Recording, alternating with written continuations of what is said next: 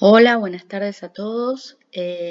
Bueno, llegamos a la última clase de la cursada de Biología Molecular de este año, cursada que fue más virtual que presencial, tuvimos solamente una clase presencial, pero bueno, creo que dentro de todo lo posible hemos desarrollado la cursada con bastante normalidad. Em, Les recuerdo la clase de repaso que va a ser el lunes 29. También divididos, ustedes van a estar divididos en 3 grupos, está toda la información en el blog para que se conecten al Blackboard en el horario indicado. Y el examen va a ser el martes, el segundo parcial el martes 30 a las 18:30.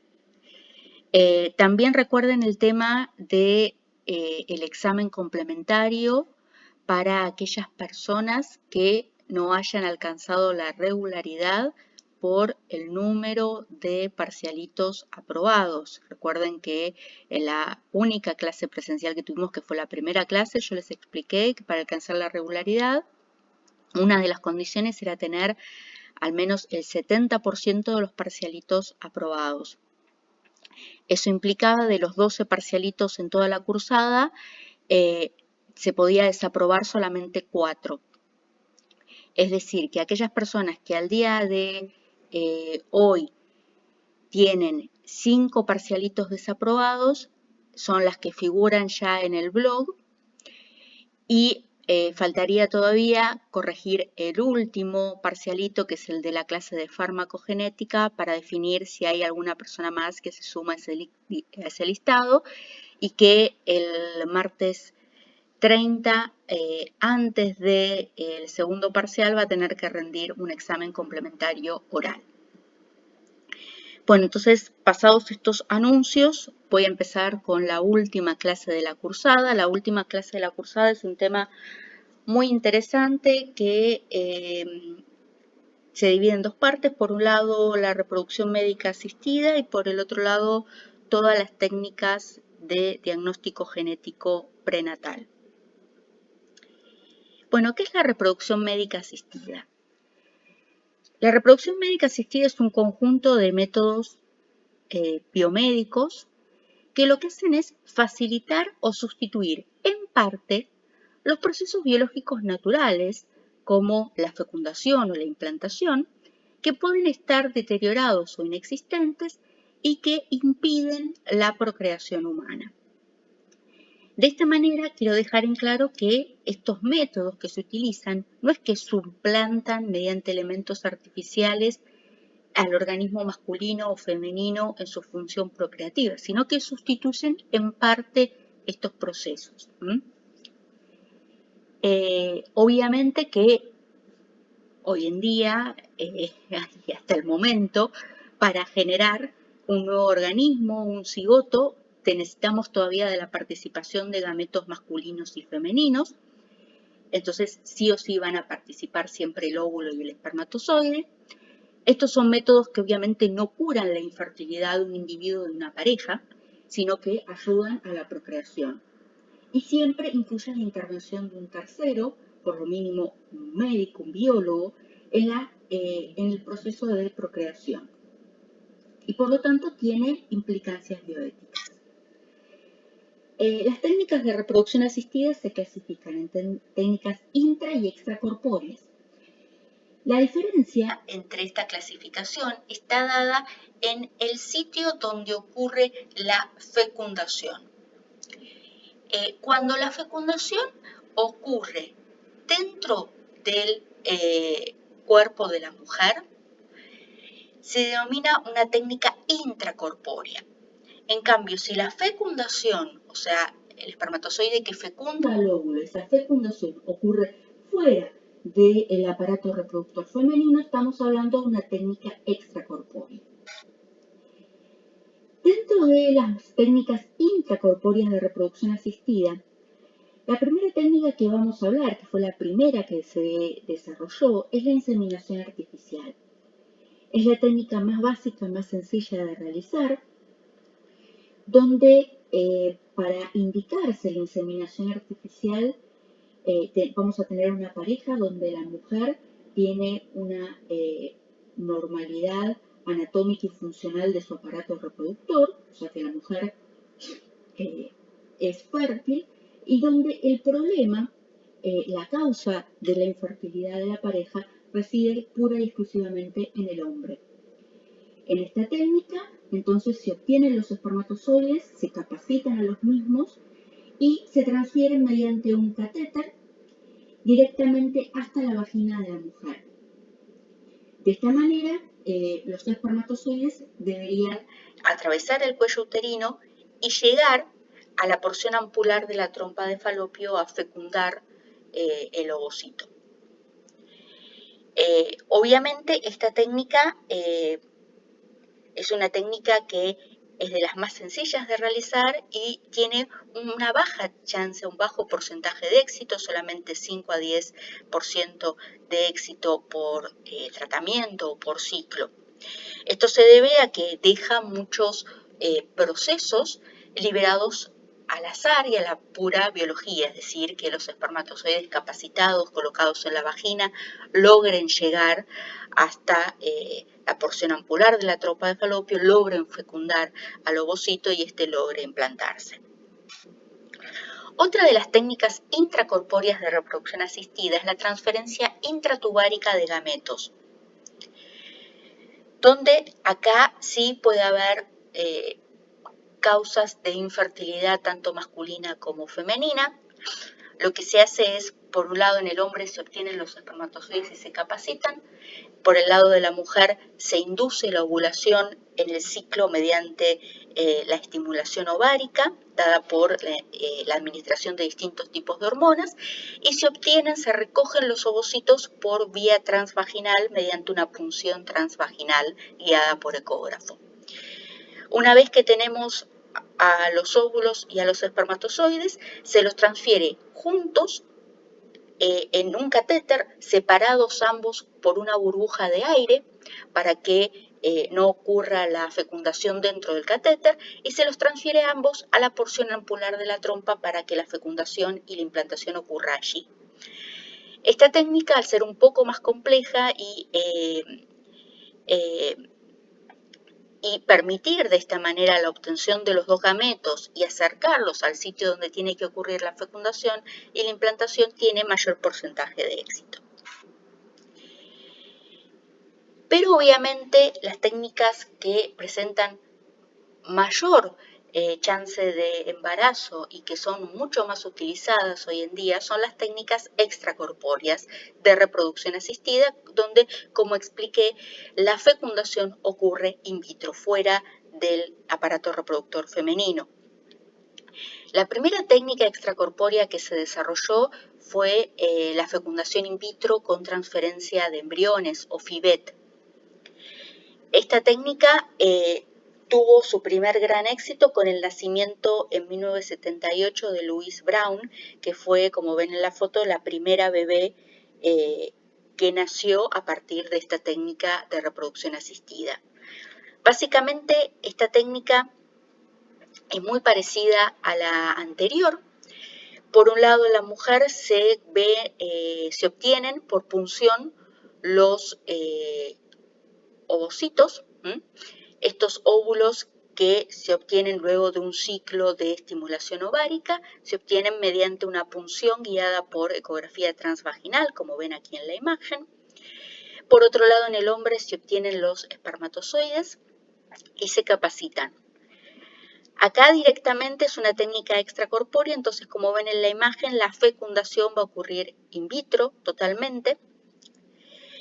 De esta manera se forma el embrión, el cual se lo deja incubando aproximadamente entre 3 a 5 días y luego se transfiere el embrión al útero de la mujer, de la madre. Otra técnica intracorpórea de reproducción asistida consiste en que yo por un lado obtengo los ovocitos, por el otro lado obtengo el espermatozoide, y en lugar de dejar que la fecundación ocurra en una placa in vitro de Petri, que directamente el espermatozoide colocado ahí fecunde a los ovocitos que hay, directamente el operador, el biólogo, el médico va a generar la fecundación mediante el ICSI, inyección intracitoplasmática de esperma, donde un solo espermatozoide es inyectado en el interior de un ovocito. Esta técnica, obviamente, para realizarla necesita o requiere de un equipamiento mucho más costoso y complejo, como es el micromanipulador, que se acuerdan ustedes que lo habíamos hablado y lo habíamos descrito para la generación de los animales transgénicos. Una vez que se genera esta fecundación mediada por el ICSI, este embrión se deja incubar 3 a 5 días y luego se transfiere a la madre. A veces, para aumentar las chances de implantación de este embrión, lo que se puede hacer es remover una porción de la zona pelúcida. Y de esta manera aumenta las chances de implantación del embrión. Esto se llama assisted hatching o implantación asistida, que puede realizarse o no. Entonces, obviamente, para realizar esta técnica del ICSI se requiere de un micromanipulador, que recuerden ustedes es un microscopio óptico que tiene adosado 2 joysticks, uno que manipula una pipeta que succiona al ovocito y otro una microaguja que es la que inyecta el espermatozoide. Las técnicas extracorpóreas de reproducción asistida pueden tener muchísimas indicaciones, tanto causas femeninas puras como masculinas puras o bien masculinas y femeninas combinadas. Obviamente que, como ustedes saben, a mayor edad materna, menor es la tasa de éxito de embarazo, entonces a veces en mujeres de mayor de 35 años ya se indica directamente un método de reproducción asistida extracorpórea. También en esta técnica el éxito depende de otros factores, como por ejemplo la cantidad de embriones transferidos, obviamente mayor chance de embarazo con mayor número de embriones transferidos. Esto hizo que inicialmente en estas técnicas extracorpóreas uno de los riesgos o complicaciones era el hecho de embarazos múltiples, los quintillizos, los sextillizos, se generaban por estas causas, lo cual aumentaba mucho el riesgo de morbimortalidad materna y fetal. Pero por eso hoy en día no se dejan transferir más de 2 o 3 embriones. Igualmente, estas técnicas tienen o representan algún riesgo aparejado, por ejemplo, el riesgo de abortos o partos prematuros, además de, obviamente, el incremento de gastos en los servicios de maternidad, de neonatología, los gastos de salud pública y, obviamente, los efectos psicológicos que genera en la pareja. Bien, y ahora vamos a pasar a hablar de otro tema que también es muy interesante y está relacionado con el embarazo y la concepción. Una vez que una mujer logra un embarazo, ya sea por vía natural o por vía artificial, mediante cualquiera de estas técnicas de reproducción asistida, se pueden emplear, o mejor dicho, se emplean técnicas de diagnóstico prenatal, o sea, son todas técnicas donde se diagnostica la presencia de ciertas anormalidades en el desarrollo normal del feto antes del embarazo, por eso prenatal. Las técnicas de diagnóstico prenatal pueden ocurrir en 2 momentos. Si estamos hablando de una pareja donde la reproducción se genera de manera asistida mediante las técnicas que vimos como el ICSI o la fecundación in vitro, al embrión previo a la implantación, como yo lo tengo en el laboratorio, en una placa de Petri, ese embrión incubándose, puedo realizar una técnica de diagnóstico prenatal, que es el diagnóstico genético de preimplantación. Pero recordemos, esto solamente se puede realizar en un embrión generado mediante una técnica extracorpórea de reproducción asistida. Ahora, en los casos de, por ejemplo, un embarazo por vía natural o un embarazo también por reproducción asistida, se puede hacer diagnóstico prenatal en el feto, o sea, en el embrión ya implantado, los cuales pueden ser mediante métodos invasivos o no invasivos. Todas estas técnicas de diagnóstico prenatal, como dije, lo que buscan detectar son antes del nacimiento la presencia de defectos o anormalidades congénitas, que son toda serie de alteraciones anatómicas, estructurales, bioquímicas o funcionales que se pueden detectar previo al nacimiento. Hay una frecuencia de 3% de los recién nacidos vivos que nacen con algún defecto congénito que puede ser de causa genética, de causa multifactorial, de causa ambiental o de causa desconocida. Dentro de los agentes ambientales que pueden generar defectos congénitos, es lo que se llama un teratógeno. Un teratógeno es un agente ambiental que interfiere en el desarrollo normal de un embrión en un feto, entonces genera alteraciones y genera mutaciones que pueden resultar en la pérdida de un embarazo o en el nacimiento de un niño con malformaciones o con alteraciones por el resto de su vida. Entre, por ejemplo, los agentes ambientales tenemos el alcohol, el cigarrillo, ciertas radiaciones, como puede ser los rayos X, que ustedes saben que generan defectos a nivel del ADN, también pueden ser considerados teratógenos. Muchos virus o bacterias, infecciones congénitas también son considerados teratógenos. Entonces acá, como les dije, puede haber agentes físicos, radiaciones ionizantes, químicos, medicamentos también que puede llegar a tomar la madre o la mujer al momento de quedar embarazada que se asocian a defectos congénitos o también agentes biológicos. Entonces vamos a empezar a hablar de un tipo de diagnóstico prenatal que es el diagnóstico genético de preimplantación. Recuerden entonces que para que se logre o para que se pueda hacer un diagnóstico genético de preimplantación es imprescindible tener una pareja que está sometida a una técnica de reproducción asistida. Y entonces es imprescindible contar con una estimulación ovárica previa y una técnica de reproducción asistida extracorpórea para que yo pueda generar in vitro y tener cultivando numerosos o múltiples embriones que se puedan testear mediante esta técnica. ¿A quién se le indica o a quién está generalmente ofrecido el diagnóstico genético de preimplantación? Generalmente, obviamente, son casos donde la edad materna es mayor de 35 y esto se asocia generalmente al mayor riesgo de defectos congénitos. Parejas que tienen antecedentes de fallas en estas técnicas de reproducción asistida o bien parejas que tienen antecedentes de abortos espontáneos recurrentes o parejas que tienen antecedentes ya sea de hijos previos con defectos congénitos, con alteraciones genéticas o cromosómicas o familiares con este tipo de alteraciones.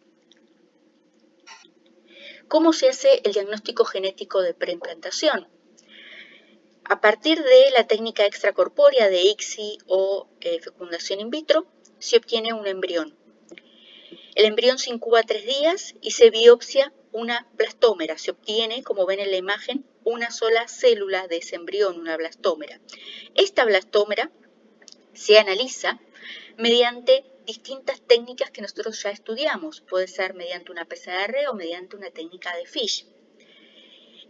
La técnica de diagnóstico que voy a emplear va a depender de cuál es el diagnóstico que yo quiero detectar o no en ese embrión. Es decir, si yo sospecho que puede haber un diagnóstico de una trisomía por antecedentes familiares, puedo realizar directamente una técnica de FISH, donde se observan o se pueden evaluar alteraciones cromosómicas, estructurales o numéricas. En cambio, si yo quiero diagnosticar, por ejemplo, en ese embrión una enfermedad que sea de origen o de causa genética, como puede ser, por ejemplo, fibrosis quística, para decir una, realizo directamente una PCR donde amplifico y secuencio el gen de la fibrosis quística y busco las mutaciones más comúnmente asociadas a esta enfermedad. De esta manera, con esa blastómera biopsiada se hace un diagnóstico en una sola célula y si se detecta ese desorden genético, ese embrión del cual se sacó la blastómera se descarta. En cambio, si no se detecta el desorden genético, el embrión es transferido al 5º día. Entonces acá en esta imagen vemos que directamente se puede hacer un FISH en un diagnóstico genético de preimplantación, donde se puede o biopsiar una blastómera o biopsiar un corpúsculo polar y obtener la información genética o cromosómica de esta biopsia. Obviamente, el diagnóstico genético de preimplantación puede traer complicaciones, puede haber que se haya generado un daño estructural al embrión, puede alterar después la capacidad de ese embrión para implantarse. Y algo muy importante es que esta técnica no descarta el mosaicismo genético. ¿Qué es el mosaicismo genético? Es un individuo en el cual hay distintas líneas celulares con distinto perfil genético y entonces parte de los tejidos de ese individuo tienen un perfil genético y parte de los tejidos de ese individuo tiene otro perfil genético. De esta manera, si yo biopsio y analizo solamente una blastómera, que ustedes saben en un embrión sería una célula madre pluripotencial, una blastómera de ese embrión, yo puedo estar obviando lo que ocurre en el resto de las blastómeras y puedo estar implantando un embrión que igualmente va a tener alteraciones genéticas o cromosómicas en algunos tejidos, o sea, un mosaicismo. Y obviamente el resultado del diagnóstico genético de preimplantación, aunque el embrión haya resultado sano en el diagnóstico genético de preimplantación, tiene luego, cuando se logró la implantación y se avanzó en el embarazo, tiene que confirmarse con técnicas de diagnóstico prenatal invasivo, como son la amniocentesis o la biopsia de vellosidades coriónicas.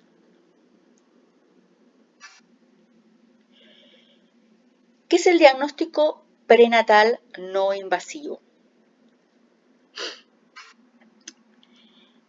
El diagnóstico prenatal no invasivo son todo este conjunto como ustedes ven, de métodos que permiten diagnosticar antes de nacimiento la presencia de anormalidades congénitas en el feto, ¿no? Ya estamos hablando de un embrión que ha podido implantarse y que ha desarrollado un feto. Esto puede ser mediante imágenes, generalmente la más utilizada es la ecografía, o también la búsqueda de marcadores bioquímicos en sangre materna o sobre todo actualmente ácidos nucleicos fetales en sangre materna.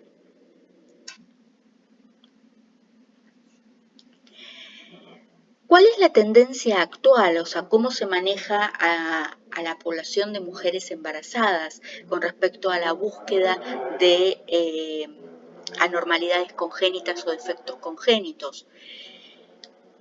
Como les expliqué, el diagnóstico genético de preimplantación solamente queda indicado y circunscripto para determinados casos. Entonces, parejas que están sometidas a una técnica de reproducción asistida y tienen ciertos antecedentes personales o familiares. Pero para la gran cantidad de embarazos que se realizan, en realidad la tendencia actual es utilizar estas técnicas de diagnóstico no invasivo a todas las embarazadas como una suerte de screening o tamizaje. Es decir, todas las embarazadas deben pasar por este tipo de estudios no invasivos, sobre todo las imágenes, la ecografía, y algún que otro método bioquímico, con el tema sobre todo de la glucemia, para poder evaluar riesgos de cada paciente en particular. Que el screening o ese tamizaje o esa técnica de imagen o de marcador bioquímico o de ácido nucleico dé un resultado anómalo, implica que esa paciente o que ese feto tiene un alto riesgo de presentar un defecto congénito, o sea, no es un diagnóstico confirmatorio. La confirmación del diagnóstico en estos casos tiene que hacerse con los métodos invasivos que vamos a ver más adelante. Entonces, quiero dejar bien en claro que en estos casos a todas las pacientes embarazadas se le hace estos métodos no invasivos como una forma de screening o tamizaje Y en el caso de ser un screening, un tamizaje positivo donde se detecten anomalías, no es un método confirmatorio, implica un alto riesgo y debe esto confirmarse con un método invasivo. Entonces vamos a empezar a hablar de las imágenes, que es el método más utilizado. En las imágenes, sobre todo, lo que se puede evaluar es la translucencia nucal y la medida del hueso nasal, porque esto está íntimamente asociado a anomalías cromosómicas, y esto se hace a partir de fetos de 12 semanas. Entonces acá vemos un feto de 12 semanas normal y un feto de 12 semanas donde ven que la translucencia nucal, este espacio de acá, está aumentado de tamaño y hay una ausencia del hueso nasal. Esto implica un alto riesgo de anomalías cromosómicas, que luego tiene que obviamente confirmarse mediante un método invasivo, una aspiración de vellosidades coriónicas y un cariotipo. También obviamente las imágenes pueden detectar otras alteraciones, como por ejemplo alteraciones estructurales, como vemos en este caso, o también alteraciones en distintos tipos de tejidos, o quizás también una hidrocefalia. El perímetro cefálico también se mide a partir de las imágenes. Y un tema que es muy interesante y que verdaderamente ha revolucionado estas técnicas de diagnóstico prenatal no invasivo, es la presencia o el estudio de ácidos nucleicos libres en sangre materna. Se sabe que todos nosotros, todos, no solamente las mujeres embarazadas, sino que todos nosotros tenemos ácidos nucleicos libres en nuestra sangre, que provienen sobre todo de rupturas celulares y donde se libera ácidos nucleicos, ADN y ARN libre en la sangre, en el plasma y en el suero. En el caso de una mujer embarazada, se va a encontrar en su sangre no solamente el ácido nucleico libre de esta mujer, sino también el ácido nucleico libre del feto. Este entonces es ADN y ARN fetal libre en la sangre materna. Este ADN y ARN fetal proviene de células trofoblásticas.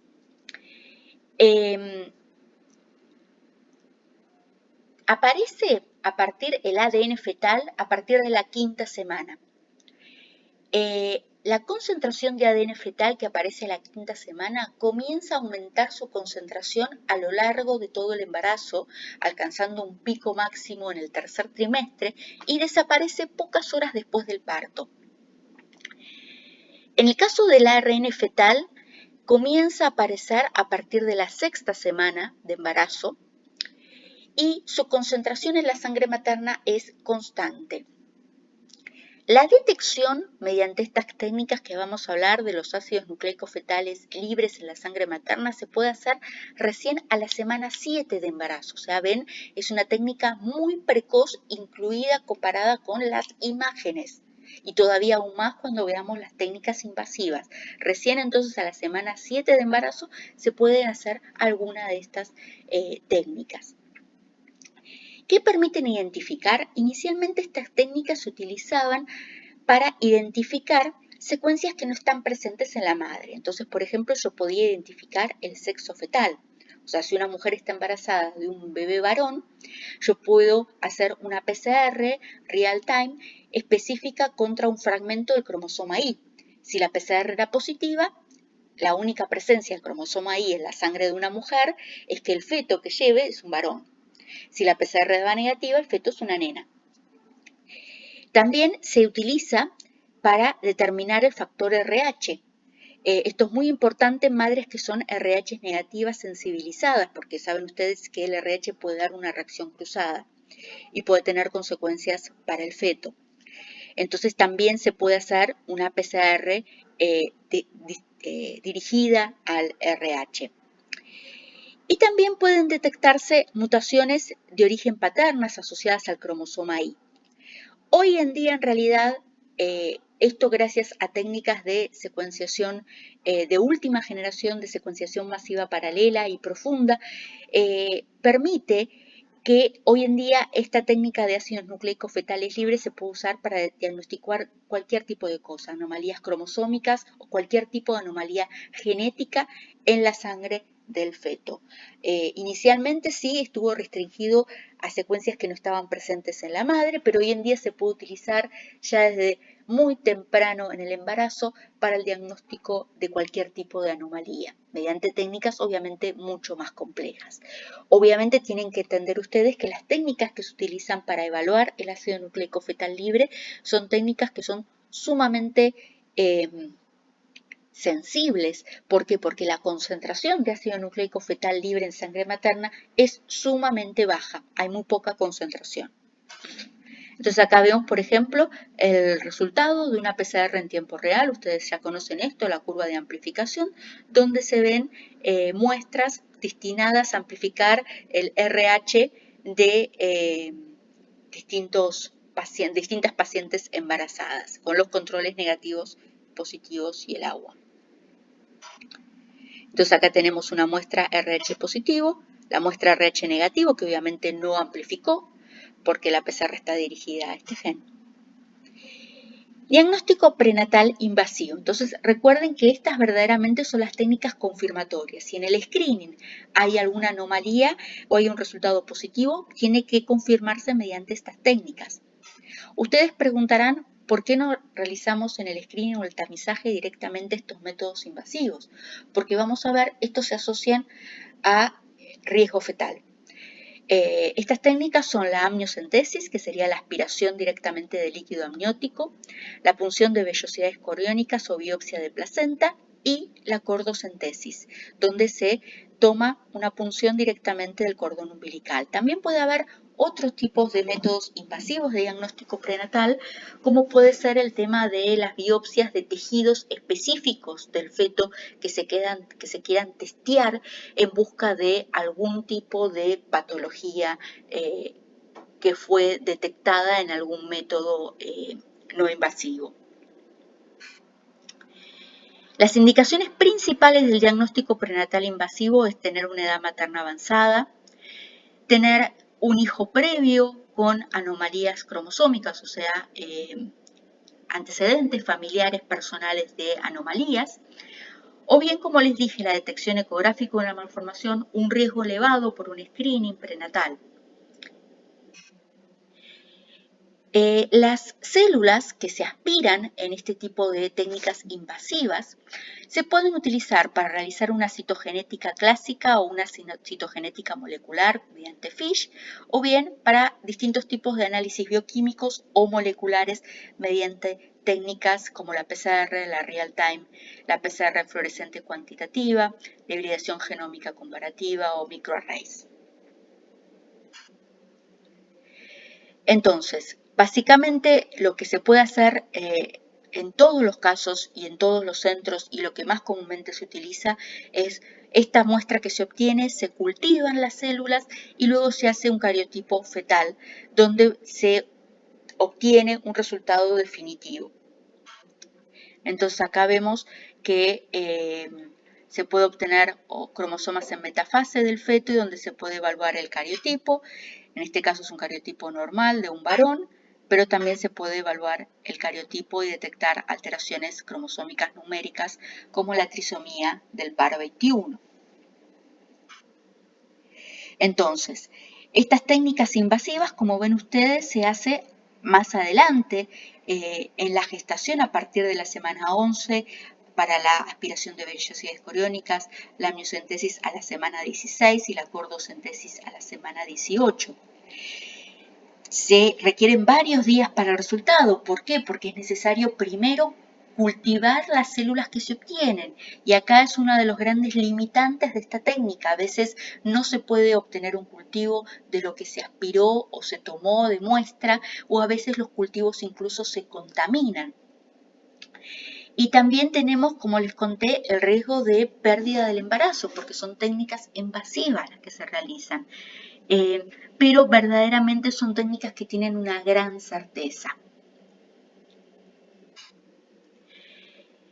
Si bien son técnicas que tienen una gran certeza, recordemos, como les dije, que presentan riesgos fetales, que tienen un costo elevado, pero que hay indicaciones que verdaderamente requieren de estas técnicas y que hacen necesarios que se puedan realizar estas técnicas y que se deban realizar estas técnicas para confirmar un resultado. También son técnicas que tienen poca disponibilidad. ¿Esto qué significa? No significa que pocos centros lo hagan, sino que efectivamente lo que se puede determinar, sobre todo mediante métodos citogenéticos, es un espectro muy limitado de las patologías que se pueden llegar a detectar. Entonces, esto quiere decir que la resolución de las técnicas como la citogenética clásica queda muy limitada.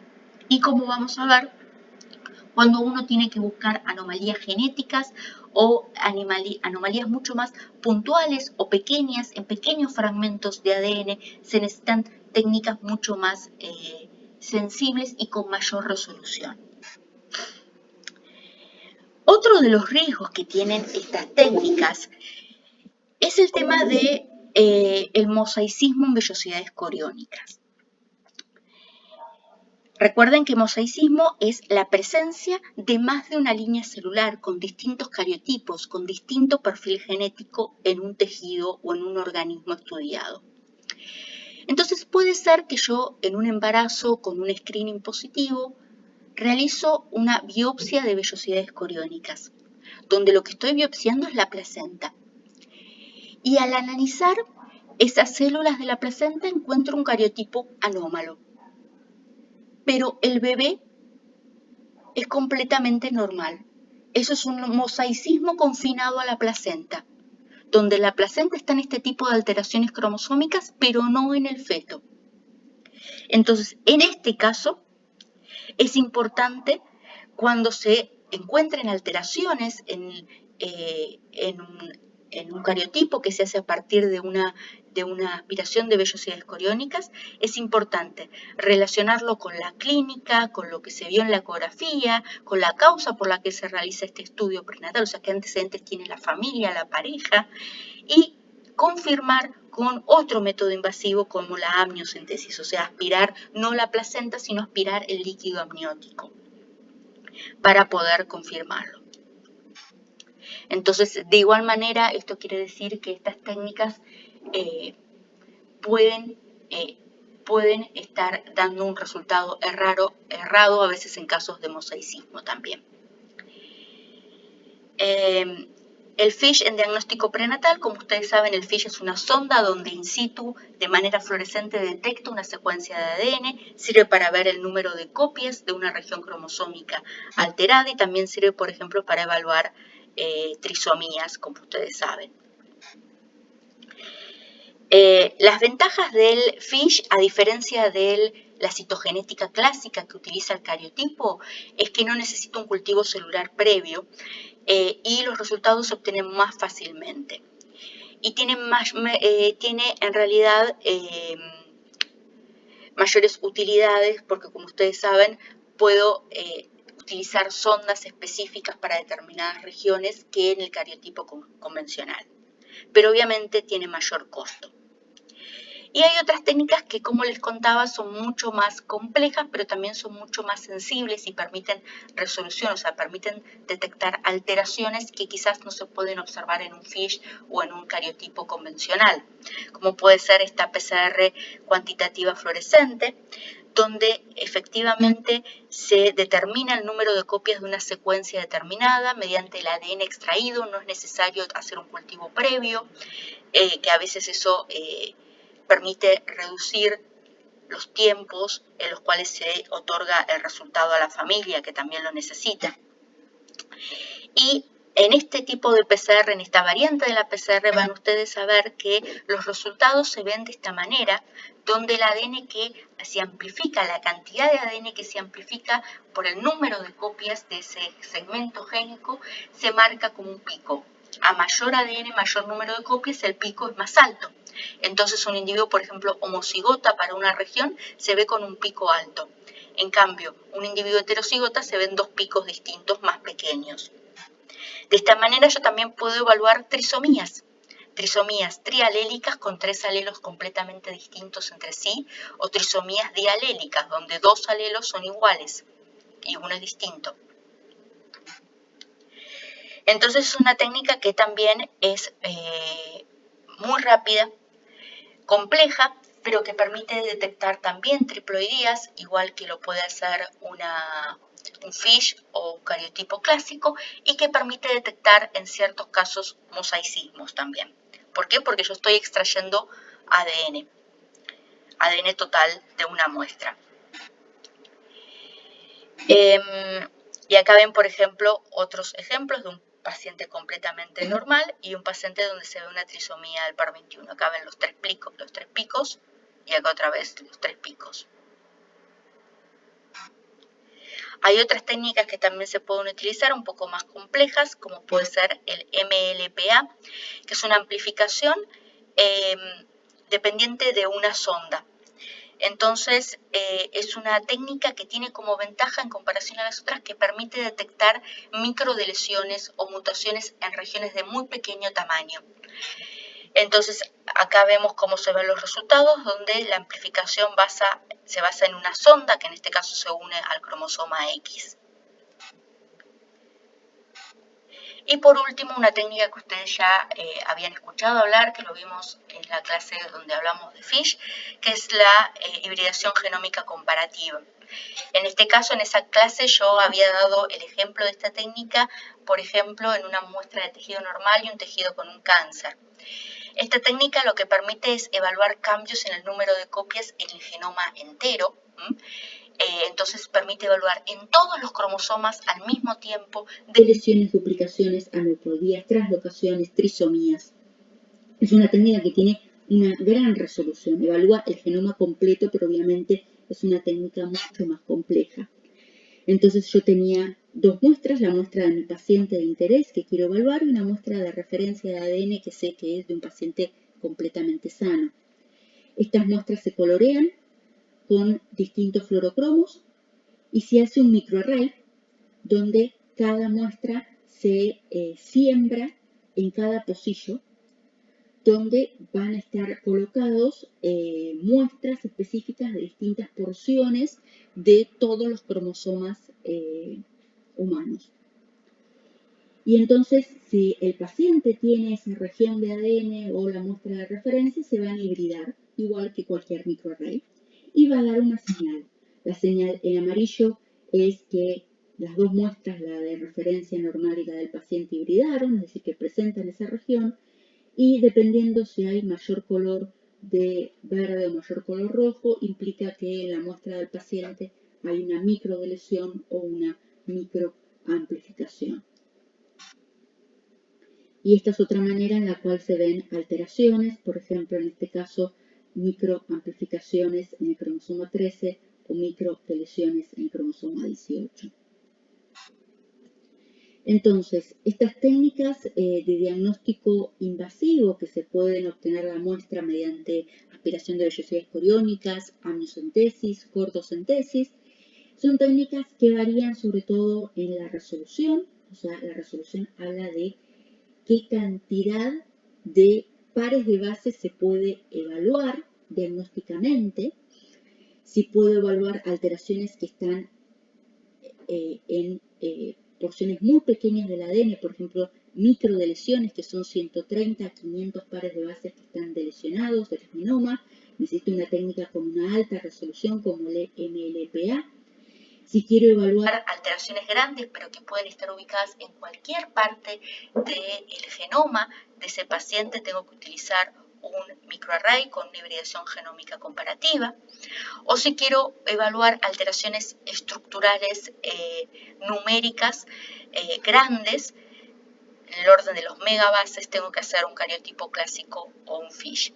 Obviamente que el cariotipo clásico es más barato, pero obviamente requiere mayor cantidad de días para obtener el resultado y obviamente, recuerden, necesita previamente realizar un cultivo de las células, que a veces eso no se puede lograr o a veces también hay riesgo de contaminación del cultivo, cosa que se puede evitar con las otras técnicas moleculares. Así que bueno, espero que les haya gustado esta clase. Espero que les haya gustado la cursada y, como saben, cualquier duda que tengan pueden escribirme o realizarme directamente la consulta en la clase de repaso antes del parcial. Les mando un saludo.